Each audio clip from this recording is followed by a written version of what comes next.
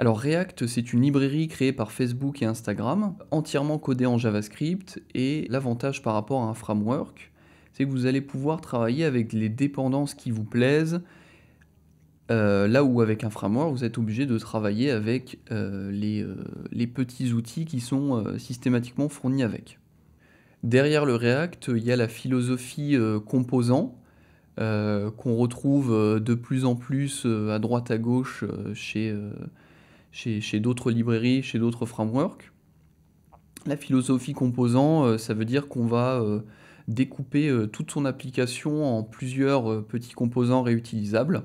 Vous pouvez par exemple imaginer, sur cette page, on a un bouton texte tutoriel qui pourrait être un bouton un petit peu customisé.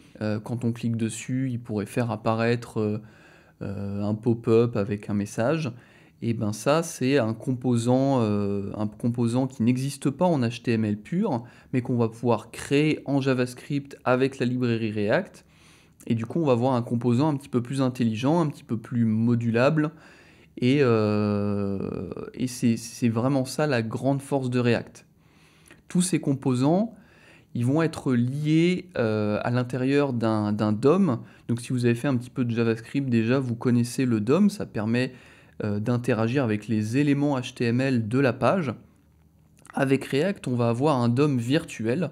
Donc c'est un espèce d'arbre binaire avec tous les nœuds du HTML qui sont à l'intérieur de cet arbre. Donc c'est un DOM virtuel et ça va être beaucoup plus rapide. On va pouvoir accéder aux nœuds de sa page HTML très très rapidement et faire des modifications, les réactualiser, les supprimer, les ajouter, etc. On va voir ça tout à l'heure. Et ici, on voit sur la troisième partie que quand vous apprenez React, vous apprenez pas juste React.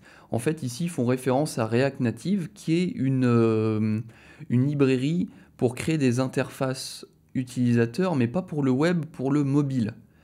Donc si vous apprenez React pour le web, et éventuellement vous vous offrez la possibilité de vous ouvrir au développement mobile, et souvent les composants que vous allez développer en React vont être très très facilement portables sur une plateforme mobile.